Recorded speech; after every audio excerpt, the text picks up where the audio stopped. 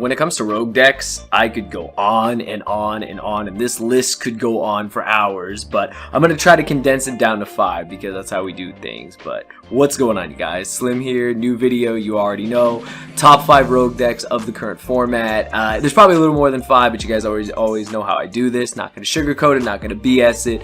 We're just going to talk about the decks that I think have the most potential in the rogue category. Now, rogue is open to interpretation. It's completely up to what players think. A deck I may think is rogue, you won't think is rogue, and vice versa, but you know, agree to disagree. That's what the comment section is for. You guys already know. If you're new here, consider subscribing, notification bell, you'll be notified whenever I upload. Not only that, you want to support the channel, TCG Player affiliate link. If you want to shop at YBM, use the code SLIM5, 5% off. If you want to support me even more on the channel, consider joining my Patreon. I got new rewards, early access to videos, and just gonna be adding new perks there. As little as $1 can help support the channel, yada yada yada, etc etc.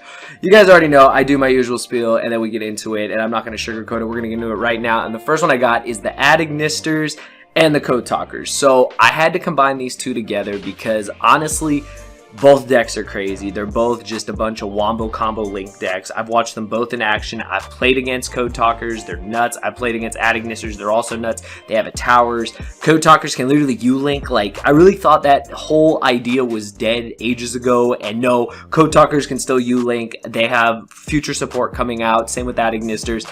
Everyone's waiting for Heat Soul. When Heat Soul drops, like, you've already seen the success with Adignisters. My boy Ulysses went undefeated with it. We've seen Pack's success with it. We've seen you know, a lot of content creators creating the deck. You know, shout out to Crush Cards. I loved your guys' list.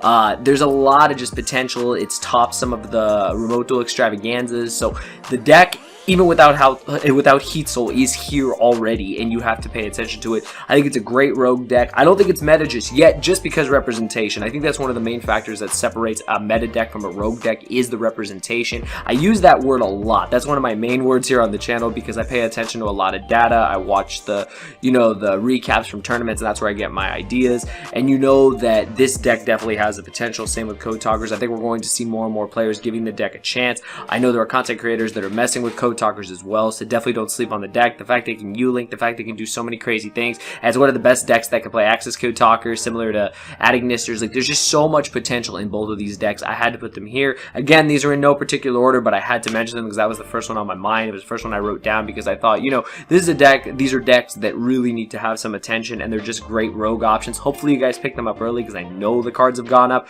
I saw Adignister Island is like through the roof already. Like, that's crazy, but hopefully you guys did pick that stuff up early, and we will see more representation of those decks going forward. Next, I've got Zombies / Elvish. If you guys kind of see what I'm doing here, I'm kind of combining engines together, just general decks together. You already know zombies are nuts. Zombie World is a busted card. It was amazing against Dragon Link. It's really good against Tri Brigade. Was good against Zoo. Good against a lot of things. Turning things into zombies is nuts. There's a reason why Drytron players play Beatrice. They play the Necroworld Banshee. They play the access to the Zombie World because Zombie World really does shut down a lot of decks. I cannot deny that. Like, Zombie World is crazy. Like, if you don't have an out to it, it really hinders your gameplay. And if you're waiting for that out, say it's a Cosmic Cyclone, whatever form of background removal, you're already losing turns, you're losing advantage while you're sitting there doing nothing and your opponent is just playing. The fact that you can just Zombie World and Super Poly everything is just crazy. Everything becomes a zombie and you literally just Super Poly away is nuts. You guys have seen the success of zombies. I threw Eldritch in there too because obviously Eldritch did not make it in the top 5 meta decks. Deck wasn't hindered at all, didn't lose anything. It just really has gone down in representation. I think Eldritch is still insane though. I absolutely love the Eldritch engine. I love the Eldritch cards. I think Golden Boy is insane. I think all the cards that it has, you know, the Scarlet Sanguine, the Conquistadors, the Aquarials, they're all great cards. The engine is still great, and we just need to see what will happen in the format if more players will actually pick them up. Like I said, I'm a huge fan of Eldritch. I might try something with Eldritch. I haven't decided what yet. Like, there's so many variants, so many routes you can go with Eldritch that I think you definitely should not sleep on it. The fact that you can combine Eldritch with the zombie cards already, because yeah, they're zombies. They just makes the deck nuts.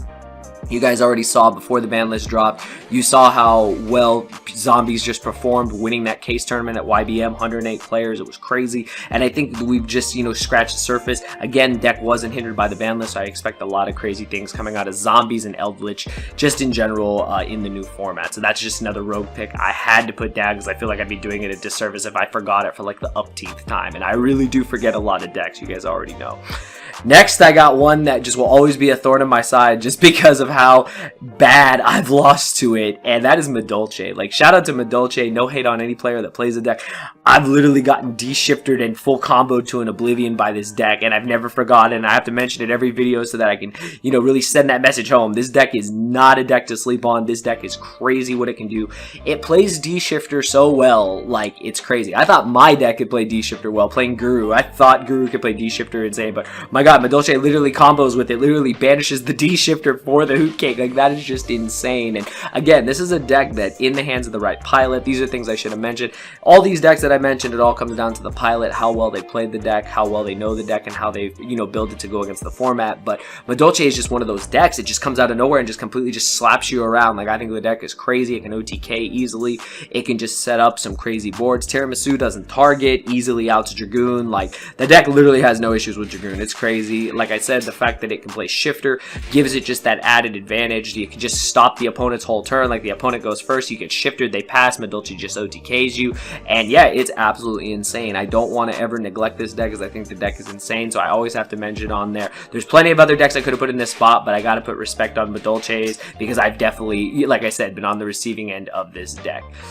Second to last, I have Phantom Knights / Burning Abyss. Phantom Knights are crazy. They didn't lose anything. Again, they put up crazy boards. Burning Abyss, same thing. I know my boy Gabe Vargas is really big on Burning Abyss. You guys have seen on his channel like how well he's done with the deck, and it's definitely a deck that, you know, whether it's Phantom Knights, whether it's Burning Abyss, whether it's the two engines combined like it has been in the past, the deck's just really good. The deck just wombo combos, plays through hand traps, and literally just, you know, puts up a crazy board. You know, Fogblade is still insane, even in 2021. The synergy that the Phantom Knight cards have is crazy. Torn Souls, you know, broke the deck open even more. The fact that you can still do BA things, like Dante is still eternal. Like, there's a lot of cards that are trying to mimic Dante, but Dante will always be the OG, like, eternal evader of the ban list, and is still here after all these years. And you definitely should not sleep on this deck. I think it's another great rogue deck that, again, in the hands of the right pilot, will have a lot of success. And I think it's a deck that we'll continue to see players use. It had a lot of success at the, again, at the Case tournament. It's having success as our locals at YBM. Same players are playing it, and more players are picking the deck up. So again, representation goes up, the deck will do better, the data will get in there, and this will be a deck that we see higher at the rogue status. And I definitely want to see the deck do wonders in the rest of the format. And last but not least, you guys, I don't know if you guys could guess this one. It's Virtual World. So again, the deck lost nothing at all. Shen Trap at the bare minimum is ridiculous. The fact that you can still do the Muddy Mud Dragon combo, you can still do the Zulkin into Crystal Wing combo, the fact that you could do the hand loop if you wanted. There's so many, like, skill trees, so many routes you could go with this deck. And again, it lost nothing. It plays through hand traps pretty well. The fact that it can also main a ton of hand traps makes it a hell of a deck. Like, the way the deck was originally described was that it was basically a salad deck on, like, roids, because it was just a bunch of gazelles. And I think the deck, again, is just one of the best rogue decks that, again, representation is just not high. While the deck does struggle against other decks, with D-Link taking a, you know, a slap on the wrist, while Dinos took a slap on the wrist, the fact that you can play this deck and still do well with it is crazy. Shen being a macro does wonders for it, and I really think this is a deck that you guys shouldn't sleep on. And with that, you guys, those are my top 5 rogue decks, and that's it. I'm not going to sugarcoat it, stretch the video out any longer. I just think these are the top 5 rogue decks. I'm just predicting this for the new format. Could be completely wrong, could be completely right. Again, argue about it in the comments. You guys already know. But if you guys enjoyed the video, you guys know what to do. Give it a thumbs up. Again, all the support links are down below if you want to support me in the channel. I really do appreciate it. Just let me know, what rogue deck are you playing? I know I missed a ton of them. You guys already know it's very hard to get this down to 5, but I definitely missed some, and let me know which ones you're playing in the comments down below and how you think it will stack up against the format. Hopefully you guys enjoyed. I'll see you guys next time. Thank you for watching.